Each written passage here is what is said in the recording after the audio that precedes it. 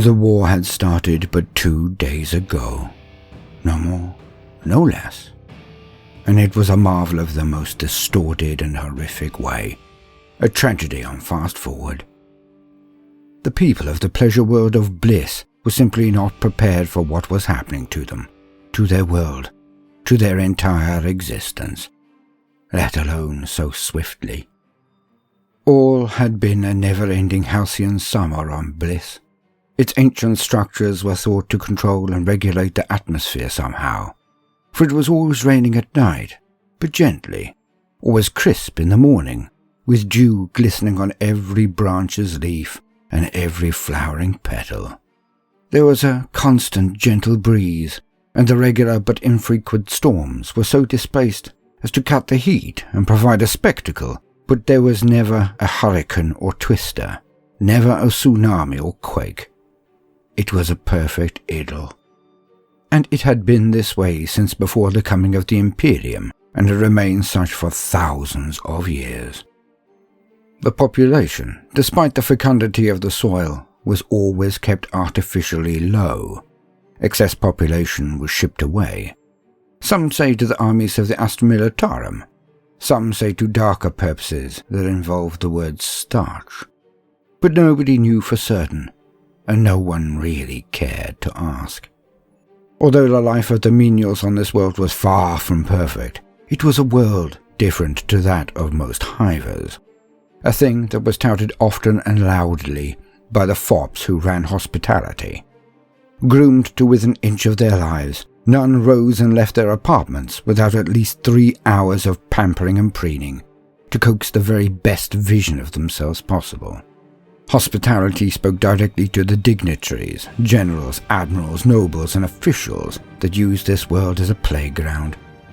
Sometimes their wishes were dark. Some were hurt, in one way or another, but this never detracted from the views, the standard of living in general. It was a dream world. It was worth it.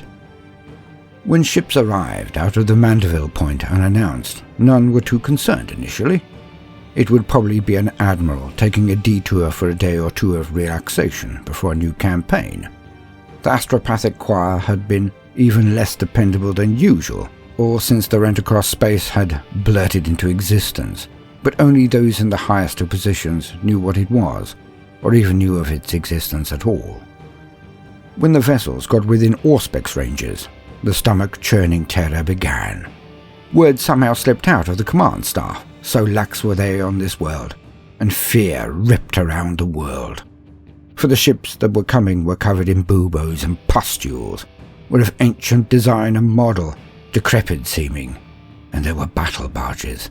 Battle barges aplenty. It could only be traitor Astartes, and their markings were a mystery. And thus it was that the only Astartes for light years around were summoned for assistance. Over 2 decades ago, a battle had been fought on the fringes of the system, not that anyone had even noticed it on Bliss, and thus the world was saved by elements of the Lion's rampant chapter, when the chapter declared that they would leave a shrine in commemoration of the victory, garrisoned by a squad of tactical marines at all times. None questioned it. They didn't know about the battle. Why would they care? Who knew the ways of the Astartes? And so the planetary defense commander was informed of the force heading towards Bliss, and he wasted no time whatsoever in requesting the presence of the Marines. Who better to plan the defences, to take the torch of leadership against their traitor cousins than they? But it took them a full day to be contacted, as remote as they were on a shrine on the highest mountain. In that one day, the enemy continued their course to the planet and soon hung in orbit over Bliss. It was only an hour before things began to rain down from the fleet onto the defenseless pleasure world. Missiles burst in high orbit and released contaminants that drifted on the perfect winds, destroying all, corrupting all, twisting all. The death toll was catastrophic, but the effect on the ecosystem was worse. Orchards and dales turned to marsh. Plains turned into bogs and forests into swamps. It was like the entire world was melting, and the gases that were thrown off just increased the level of degradation and degeneration. Ships floated down and surrounded most conurbations. There were no hives, just small cities. Buildings constructed for aesthetic effect, boulevards for their beauty, walkways for their charm. Nothing was designed for the protection of the residents. Nothing was set up to repel an assault. But even if it were, the Planetary Defense Force, the PDF, were all shiny buttons and bulled boots. They broke and ran, or were mowed down with ease whenever the warriors of chaos landed. Only one city, Acquaintance, was defensible. It was attached to the starport, and was where all would make their acquaintance with the world. But it had void shields and anti-aircraft defences aplenty, for it was here that all of the delegates and officials were evacuated to at the first sign of any issue, and thus they had been gathered when the origin and allegiance of the fleet had been discerned. And so it was that Acquaintance was the only place that held over those first 2 days. The Marines had arrived, all of them in one transport. They had instantly made to the command centre and presented themselves at duty. The commander had waved them through all checks, as the situation was dire. A huge cloud of something had hove into view and filled the skies from horizon to horizon. Picked screens flashed up, and the commander and his newly arrived allies looked on. The Marines did not shuffle, did not twitch, just stood in grim silence, looking on at the incoming clouds of buzzing things. Some were like huge wasps or bees, large enough to have a rider of misformed flesh and distended belly. The others were some form of monstrous machines, engines of war. Many floated low, sucking up muck from the marshes now outside the city. Others rampaged forward with spikes all over them, but the air was thick with them. No 2 meters together not containing one of these apparitions of corruption. The commander looked at the Marines and blurted out, "The void shield should hold them. We have supplies enough to last for a decade, but we have no way to contact the Greater Imperium for assistance." Astropathic choir. Their heads melted. They fell in upon themselves when the fleet reached orbit. They cannot get in, but we cannot get out. What do we do?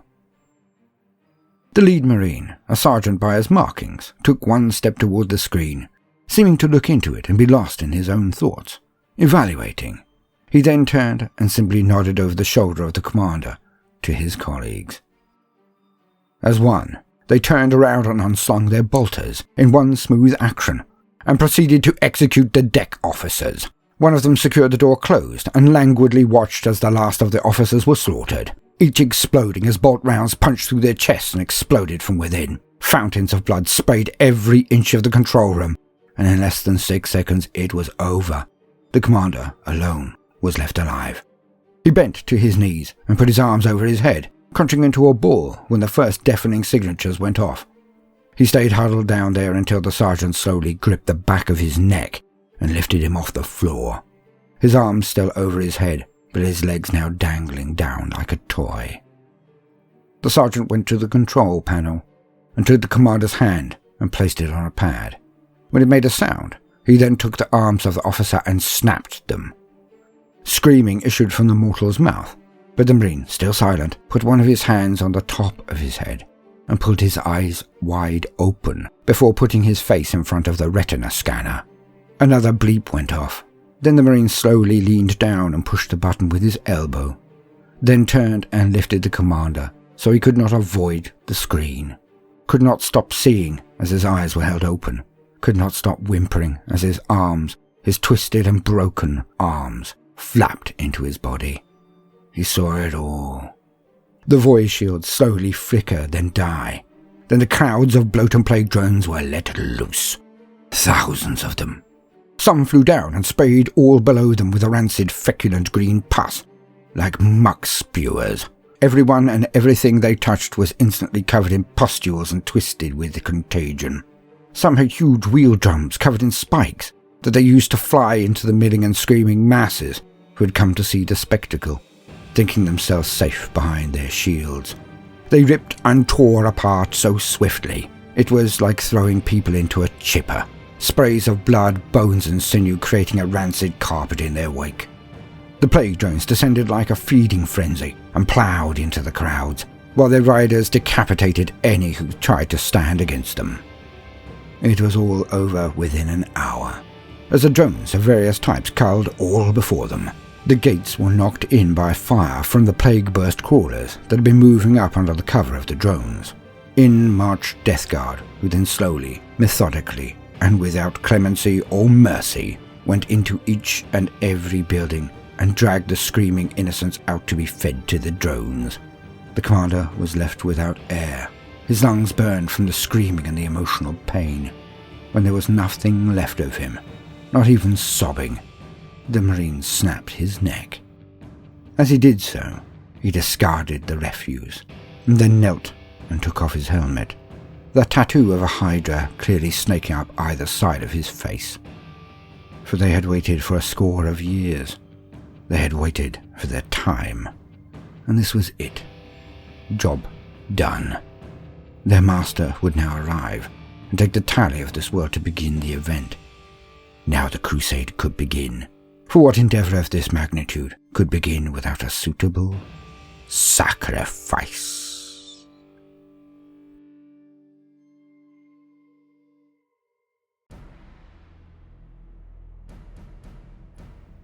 Welcome, gentle listener. I am Baldermort, and I wish to introduce you to the forces, factions, and war gear of the Warhammer 40k universe, the grim darkness of the far future. Today, we're having something of a bonus entry, as it does not just cover Fetid Bloat drones of their differing types, but also the plague drones. It just seemed a bit of fun to put both of the air wing of Nurgle's forces into the one entry, for these monstrous things are both in the forces of the Grandfather, the great god of chaos, Nurgle. So, for the very basics, let us lean on existing wisdom. To quote, Fetid Bloat drones. Labouring through the air on buzzing turbines and driven by the trapped essence of a Nurgle demon, the Fetid Bloat drone drifts towards the enemy like an armoured plague fly. The hideous war engine bears monstrous weapons onto the battlefield to annihilate the enemies of the Death Guard. Clad in rusting plates of wrought iron armour, their hulls overflowing with flabby foulness, Fetid Bloat drones can withstand ferocious amounts of punishment and still keep fighting. They're designed hovering close, drifting lazily through the most treacherous of terrain to provide supporting fire. To this end, many Fetid Bloat drones are equipped with a pair of plague spitters. As the demon engine floats over the battlefield, its trailing pipes and tubules suckle rot and filth with idiot hunger to fuel these revolting weapons. The Bloat drone slurps up diseased innards and maggot-thick mud until its putrid flesh is straining and pulsating, refining a hideous cocktail of hyper-concentrated toxic slime. Then, with a disgusting spasm of regurgitation, the drone squirts the resultant soup through its plague spitters, spraying it in great fans across the foe. No cover or defense can protect the target from this lethal rain of filth. Victims find their bodies convulsing and twisting in the grip of 1,000 maladies, rotting and bloating until they collapse into a heap of decaying, highly infectious matter. Many are still screaming when they do. Other Bloat drones are equipped for long-range bombardment, fitted with a heavy blight launcher. These demon engines suck armoured-piercing blight shells from the rustling drum magazines and fire them in rippling volleys. This rain of disease-ridden shells can reduce a battle tank to a corroded, collapsing wreck in moments, or bring whole squads of heavily armoured infantry to their knees. The entities that possess Fetid Bloat drones are more aggressive and spiteful than most demons of Nurgle. Some are so willful that they cannot be entrusted with ranged weaponry at all, their desire to smash themselves into the enemy ranks all too evident. These rebellious engines are instead fitted with the macabre devices known as flesh mowers, heavy cylinders of rusted iron blades. Flesh mowers thrust out in front of the Bloat drone on bulky arms and whir frenetically as it flies into battle. These weapons can be used in thrumming passes through the enemy ranks, or more deliberately pressed against resilient targets to rip them apart. Either way, the result is a hideous red spray and an emulched strew of body parts. The smashed remains of fresh mower victims make excellent stop fuel for those Bloat drones armed with plague spitters, and so the two variants often form parasitic war packs. Created in festering manufactorums on Nurgle-dominated demon worlds, the cost in blood sacrifice to create these engines is significant, and the binding rituals are hazardous in the extreme. Yet their enduring popularity with the traitor Legion's warlords ensures that fetid bloat drones are ferried in great numbers to the war zones in which the Death Guard fight, and deployed in swarms that darken the skies. This is especially true in Vectoriums of the 5th Plague Company, with warbands such as the Sons of the Maggot, the Superant Sting, and the Smogrot Brotherhood fielding great numbers of fetid bloat drones in varying pack strengths and configurations.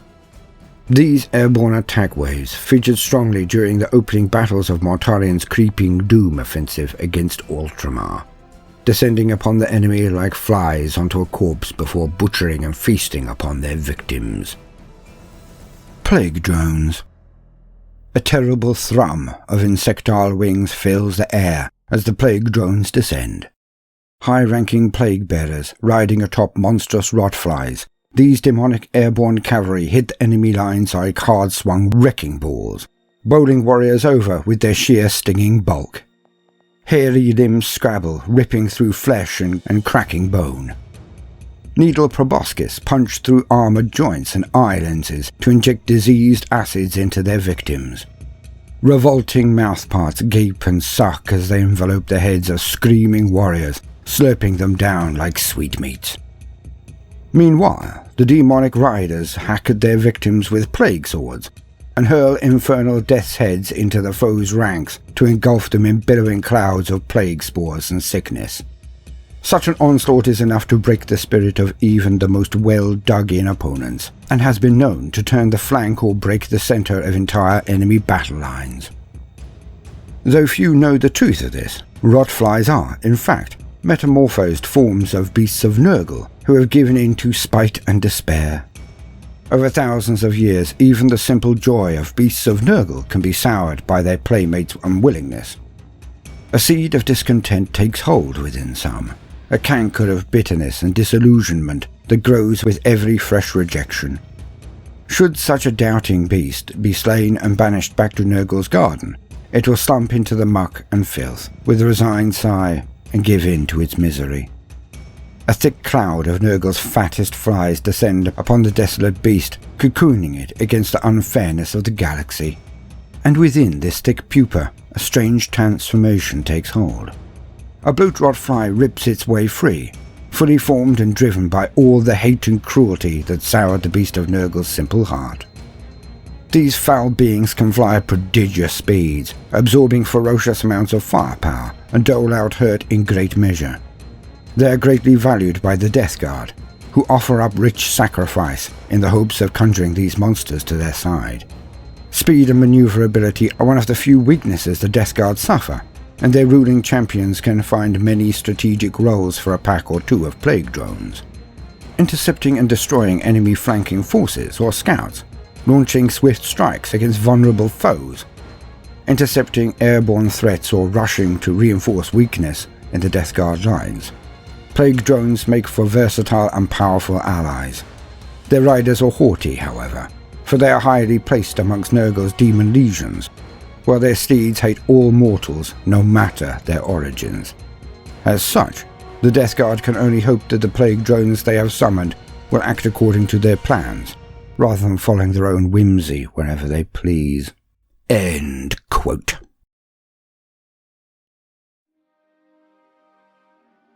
Bloat drones and plague drones. They have such a strong aesthetic, such amazing lines, that it's hard not to love or loathe them, for they are so lovably loathable. The sadness of the transformation of the plague drones is touching, actually, for most of the grandfather's host are quite jolly, as we have heard. One can only be made when all the other Nurglings and beasts have not played with it, and sent it to Coventry for such a long time that its heart breaks and becomes bitter. Now, if that doesn't elicit mixed feelings in you, then nothing will. Plague drones and their riders are one thing, but the horror of the bloat drone is quite the opposite. But both now contain the most vengeful and spiteful of all of Nurgle's usually avuncular demons. And I can tell you, they can make a crimson mess of your men when faced across a board in very short order. But this does lead me onto the waffling point of this War Gear Wednesday. The perception one has of an army, and generalizations. Many will take too much stock in what is writ, what is presented by others, before they decide to choose an army. For example, you want a fast army? Well, you need Eldar, Harlequins, that sort of thing. A gun line? Tau, or Space Marines of the Bolter flavour. A slow but steady army? Well, that's Necrons or Death Guard. But I would just like to say that these generalizations are not the entire story, because every army has nearly every element within it. Now, I don't talk about the competitive scene, as this is a totally different beast, and there are a plethora of good sites out there that can advise on the newest hotness. I mean more for casual or narrative gaming. And I believe very firmly that most armies, the full collection of the range available, will allow you to make whatever army you choose. Yes, you can make a slow and heavy Eldar army. Wraiths. Yes, I've been chased off a board by a blistering fast Necron or Thousand Suns army. Thanks Peter Tepp for those experiences. But they were fun. It goes to show that you can gain a real surprise from your opponent, really put them on the back foot by doing something unexpected, by simply looking at the models you have and ignoring the self-limiting perceptions of what they do and how they excel. So if you want to have a real riot, a test of your skills, an odd and exciting game, all in the one, then buck the trend. Make that fast Necron army, make that slow but tough Eldar army, make that gunline Tyrannid army, and just have some fun. Do something different. You may not be using optimal units, but the strength of the army may be so much more than the sum of its parts if you just think outside of the box. Because there is nothing so fun as a game where your friend is having a great time, of course, but has wide eyes as his preconceptions of your force are broken utterly. And I can guarantee that this experience will make him more considered and more respectful of your army in the future, win, lose or draw. Because it means they simply cannot predict you. And why is that important? Because it makes your games, your battle, and your fun fresh. So give it a go. I have been Baldermort, your faithful servant. I hope you have enjoyed this introduction to the Air Force of Grandfather Nurgle.